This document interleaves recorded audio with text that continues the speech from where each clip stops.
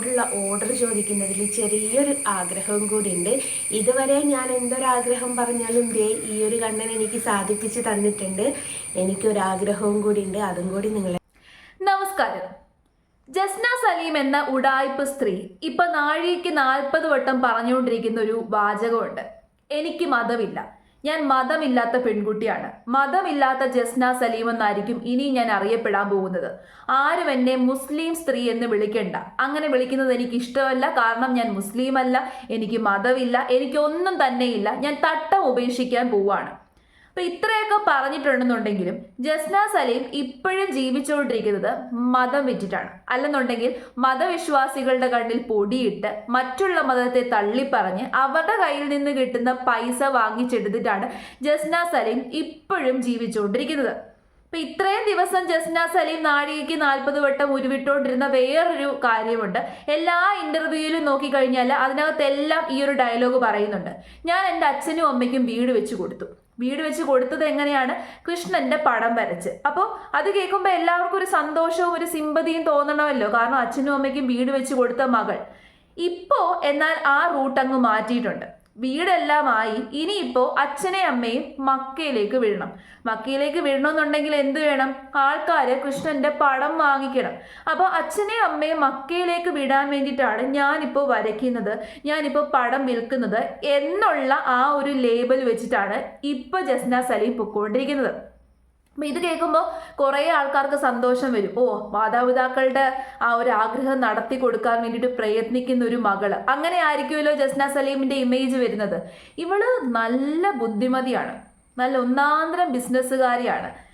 സ്വന്തം കാര്യങ്ങൾ നടത്തിയെടുക്കാൻ വേണ്ടിയിട്ട് പല വേലത്തരവും ജസ്ന സലീം കാട്ടും. അപ്പൊ ഏതായാലും നമുക്ക് ആ വീഡിയോ ഒന്ന് കണ്ടു നോക്കാം. ഇത്തവണത്തെ എൻ്റെ നിങ്ങളോടുള്ള ഓർഡർ ചോദിക്കുന്നതിൽ ചെറിയൊരു ആഗ്രഹവും കൂടി ഉണ്ട്. ഇതുവരെ ഞാൻ എന്തൊരാഗ്രഹം പറഞ്ഞാലും ഈ ഒരു കണ്ണൻ എനിക്ക് സാധിപ്പിച്ച് തന്നിട്ടുണ്ട്.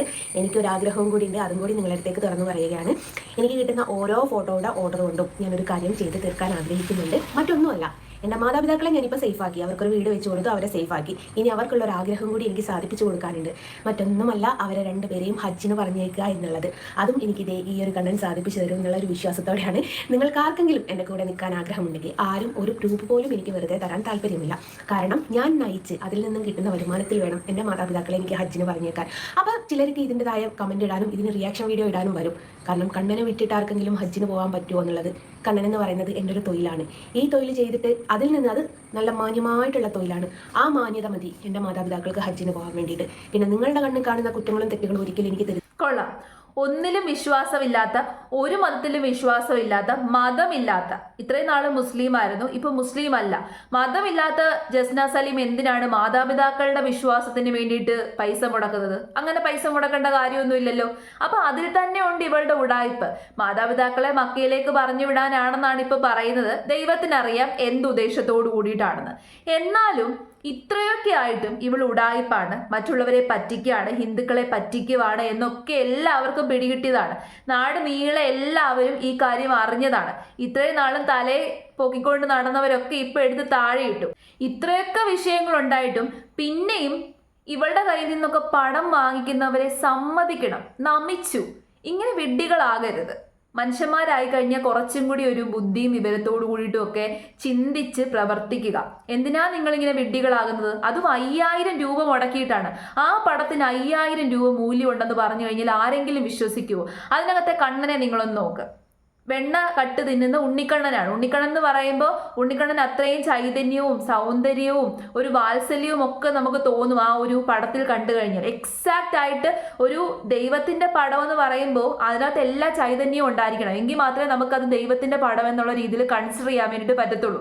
അപ്പൊ നല്ല രീതിയിൽ അനുഗ്രഹീതരായിട്ടുള്ള എത്രയോ കലാകാരന്മാര് നല്ലതുപോലെ വരച്ച് നല്ല ചൈതന്യത്തോട് കൂടിയിട്ടും നമുക്കത് കാണുമ്പോൾ വാത്സല്യം തോന്നും.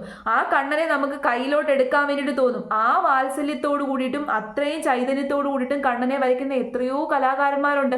ഇതിന്റെ പകുതിയുടെ പൈസയ്ക്ക് ഈ പടങ്ങളൊക്കെ വിൽക്കുന്ന എത്ര നല്ല കലാകാരന്മാരുണ്ട്. കഷ്ടപ്പെടുന്നവർ, അവർ കുടുംബത്തെ നോക്കാൻ വേണ്ടിയിട്ടും അവർക്ക് ജീവിക്കാൻ വേണ്ടിയിട്ടും കഷ്ടപ്പെട്ടിട്ടാണ് അവർ ഇതൊക്കെ വരയ്ക്കുന്നത്. അങ്ങനെയുള്ള ആൾക്കാരെ നമ്മൾ സഹായിക്കണം. അങ്ങനെയുള്ള ആൾക്കാരുടെ കയ്യിൽ നിന്നൊക്കെ നമ്മൾ പൈസ കൊടുത്ത് പടം വാങ്ങണം. അല്ലാതെ ഇവളെ പോലെയുള്ള ഉടായ്പിനൊന്നും പൈസ കൊടുക്കുക. അതും 5000 രൂപ. 5000 രൂപയ്ക്ക് ആ സാധനം ഉണ്ടെന്ന് നിങ്ങൾക്ക് തോന്നിയിട്ടുണ്ടോ? എല്ലാ കണ്ണനും ഒരേപോലെ ഇരിക്കുന്നു, ആ മുഖത്തൊരു ചൈതന്യവും ഇല്ല, കണ്ണന്റെ കണ്ണ് കണ്ടു കഴിഞ്ഞ് ഒരുമാതിരി തുറിച്ചു വെച്ചേക്കുന്ന കണ്ണ്. ഇങ്ങനെയാണോ ദൈവങ്ങളുടെ കണ്ണ്? ദൈവങ്ങളുടെ കണ്ണിലാണ് ആ ചൈതന്യം ഇരിക്കുന്നത്. ഇങ്ങനെയാണോ ദൈവങ്ങളുടെ കണ്ണ് വരയ്ക്കേണ്ടത്? ഇത്രയും വരച്ചിട്ടും അത് ശരിയാക്കിയില്ല എന്ന് പറഞ്ഞു കഴിഞ്ഞാൽ ആ പടമൊക്കെ വാങ്ങിച്ച് നിങ്ങൾ വീട്ടിൽ കൊണ്ട് വെക്കാതിരിക്കുക. എന്തിനാ ഈ ഉടായ്പിനെയൊക്കെ സഹായിക്കുന്നത്? അപ്പോൾ വളരെയധികം സന്തോഷം. ഇന്നത്തെ ഒരു ദിവസം എനിക്ക് 23 ഫോട്ടോക്കുള്ള ഓർഡർ കിട്ടി. വളരെയധികം സന്തോഷമുണ്ട്. കാരണം ഹജ്ജിന് പോകുകയെന്ന് വെച്ചാൽ ഗവൺമെൻറ്റായിട്ട് പോകുന്ന സമയത്ത് എന്തോ പൈസ കുറവാണെന്നൊക്കെ അല്ലാതെ 5-6 ലക്ഷം ഒരാൾക്ക് വരും കേട്ടോ. അപ്പോൾ എനിക്കിത് സാധിപ്പിച്ച് കൊടുക്കാൻ പറ്റുമെന്ന് എനിക്കറിയില്ല. എങ്കിൽ പോലും നിങ്ങൾ തന്നൊരു സപ്പോർട്ട് ഉണ്ടല്ലോ, വളരെയധികം സന്തോഷകരമായിട്ടുള്ളൊരു സംഭവമാണ്. ഇത് ഈ മോഡൽ ഫോട്ടോ ആണ്. ഇത് ഫിനിഷ് ചെയ്തിട്ടില്ല കേട്ടോ, പകുതി ഭാഗമായിട്ടേ ഉള്ളൂ ഈ ഫോട്ടോ. ഇതൊക്കെ ഞാൻ വർക്ക് ചെയ്ത് വെച്ചതാണ്. ഫോട്ടോയുടെ സ്റ്റാർട്ടിങ് വരുന്ന വലുപ്പം 15 ഇഞ്ച് വീതിയും 22 ഇഞ്ച് നീളവുമാണ്. അക്രലിക് ഷീറ്റിൻ്റെ മുകളിൽ ഫാബ്രിക്, പേൾ പെയിൻറ്റ്, അതേപോലെ 3D ഗോൾഡ് ഇതൊക്കെ ഉപയോഗിച്ചിട്ടാണ് ഞാൻ ഈ വർക്ക് ചെയ്യുന്നത്. എനിക്ക് ഏകദേശം ഈ ഒരു വർക്ക് പൂർത്തീകരിച്ച് എടുക്കാൻ ഫ്രെയിം അടക്കം ചെയ്ത് വരുമ്പോഴേക്കും എനിക്ക് 2500 രൂപ ചിലവ് വരുന്നുണ്ട്. 4 ദിവസങ്ങൾ കൊണ്ടാണ് ഞാനൊരു ഫോട്ടോ ഫുള്ളായിട്ട് ഫിനിഷ് ചെയ്യുന്നത്. അതുകൊണ്ട് തന്നെ ഞാൻ ഇതിന് 5000 രൂപയാണ് ഒരു ഫോട്ടോക്ക് പ്രൈസ് മേടിക്കുന്നത്. അപ്പോൾ തുടർന്നും നിങ്ങളുടെ സപ്പോർട്ട് എനിക്ക് വേണം. ഏതായാലും കൂടെ നിന്നല്ലേ, ഒരുപാട് നന്ദിയുണ്ട്. അപ്പോൾ എനിക്ക് സാധിപ്പിക്കുന്ന ആ പടം എടുത്ത് കൈ വെച്ച് ഉള്ള ആ ഒരു ഇരിപ്പ് കണ്ടോ? ഇപ്പോൾ നമ്മൾ ഒരുപാട് ചിട്ടവട്ടങ്ങളൊന്നും നമ്മൾ നോക്കേണ്ടതില്ല. പക്ഷേ എന്നിരുന്നാൽ തന്നെയും നമ്മൾ ഒരു ചിത്രം വരയ്ക്കുന്ന സമയത്താണെങ്കിലും അല്ലെന്നുണ്ടെങ്കിൽ പ്രത്യേകിച്ച് ദൈവങ്ങളുടെ, ഇപ്പം വിശ്വാസപ്രകാരമുള്ള ദൈവങ്ങളുടെ ചിത്രം വരയ്ക്കുക, അല്ലെന്നുണ്ടെങ്കിൽ ദൈവങ്ങളുടെ വിഗ്രഹം ഉണ്ടാക്കുന്ന സമയത്ത് നമ്മൾ കുളിച്ച് വൃത്തിയായിട്ട് നല്ല ശുദ്ധിയോടെയും വൃത്തിയോടെയും വന്നിരുന്നാണ് ഇങ്ങനെയുള്ള കാര്യങ്ങളൊക്കെ ചെയ്യുന്നത്. ഓക്കെ, അതൊരു വിശ്വാസമാണ്. അതിപ്പോൾ എന്ത് തന്നെ കാര്യമാണെങ്കിലും ഇപ്പം നോർമലായിട്ടുള്ള ചിത്രങ്ങൾ വരയ്ക്കുന്ന സമയത്ത് അതൊന്നും ആവശ്യമില്ലെങ്കിലും ദൈവത്തിൻ്റെ ചിത്രം വരയ്ക്കുന്ന സമയത്ത് നല്ല രീതിയിൽ എല്ലാവിധ വൃത്തിയോടെ ശുദ്ധിയോടെ വന്നിരുന്നാണ് വരയ്ക്കുന്നത്. ഇത് മുടി അഴിച്ചിട്ട് മുടി ആ ചിത്രത്തിൻ്റെ മണ്ടയ്ക്കോട്ടിട്ടിട്ട് പിന്നെ ആ ചിത്രം എന്തിനാ വാങ്ങിച്ചു വെക്കുന്നേ? ഇപ്പോൾ ദൈവത്തിൻ്റെ ചിത്രം നമ്മൾ വീട്ടിൽ വെക്കുക എന്ന് പറഞ്ഞു കഴിഞ്ഞാൽ അതിപ്പോൾ ഒരു വിശ്വാസപ്രകാരം അല്ലെന്നുണ്ടെങ്കിലും ഇപ്പോൾ സയൻറ്റിഫിക്കലി നമ്മൾ നോക്കിക്കഴിഞ്ഞാൽ നമുക്കൊരു പോസിറ്റീവ് എനർജി കിട്ടാൻ വേണ്ടിയിട്ടാണ്. ആ ചിത്രത്തിലൂടെ നമുക്കൊരു പോസിറ്റീവ് എനർജി കിട്ടാനും നമ്മുടെ വീടിന് കുറച്ച് ഐശ്വര്യവും നമ്മുടെ വീട്ടിലൊരു പോസിറ്റീവ് എനർജിയും വരാൻ വേണ്ടിയിട്ടാണ് നമ്മൾ ആ ഒരു ചിത്രം വാങ്ങിച്ചു വെക്കുന്നത്. ഈ ചിത്രം വാങ്ങിച്ചു വെച്ചിട്ട് പോസിറ്റീവ് എനർജി കിട്ടുമെന്ന് എനിക്ക് തോന്നുന്നില്ല.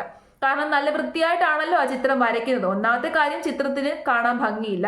പിന്നെ ഒരു വൃത്തിയും ഒരു ശുദ്ധിയും ഇല്ലാതെയാണ് ആ ചിത്രം വരയ്ക്കുന്നത് എന്നുള്ളത് ഈ മുടി അഴിച്ച് ആ ചിത്രത്തിന്റെ മണ്ടയ്ക്ക് ഇട്ടപ്പോൾ തന്നെ നമുക്ക് മനസ്സിലാക്കാൻ പറ്റും. ഇനി ഇതെല്ലാം കഴിഞ്ഞു, ഇപ്പം കൃഷ്ണന്റെ പടം വരച്ചിട്ട് അധികം ഒന്നും ബിസിനസ് നടക്കുന്നില്ല, അധികം വിൽപ്പന നടക്കുന്നില്ല. അപ്പോൾ ഇതിൻ്റെ വിൽപ്പന കുറഞ്ഞതോട് കൂടിയിട്ട് ഇനി അടുത്ത ഉടായിപ്പുമായിട്ട് ഇറങ്ങിയിട്ടുണ്ട്. ഇത്രയും നാൾ ഞാൻ മുസ്ലിം അല്ല, മുസ്ലിമിൻ്റെ ഒരു ഇതും എനിക്കില്ല എന്ന് പറഞ്ഞ് ജസ്ന സലീം ഇപ്പം അടുത്ത പുതിയൊരു കാര്യം വരച്ച് വിൽക്കാൻ വേണ്ടിയിട്ട് പോവുകയാണ്. ഈ മാഷാ അള്ളാ എന്നൊക്കെ എഴുതത്തില്ലേ, അങ്ങനെ നമ്മുടെ ഖുറാനിലെ ലിപികളൊക്കെ എഴുതി ഇങ്ങനെ പടം പോലെ ആക്കിയിട്ട് വിൽക്കുന്ന പരിപാടിയുണ്ട്. നമ്മൾ നോക്കിക്കഴിഞ്ഞാൽ ഇപ്പോൾ ഹൗസ് വാമിങ് ചടങ്ങിനൊക്കെ പോകുന്ന സമയത്ത് മുസ്ലിം കുടുംബത്തിലേക്കാണ് പോകുന്നതെന്നുണ്ടെങ്കിൽ നമ്മൾ അങ്ങനത്തെ ഖുറാൻ്റെ ലിപികളൊക്കെ എഴുതിയ പടമൊക്കെ കൊണ്ട് കൊടുക്കാറുണ്ട്.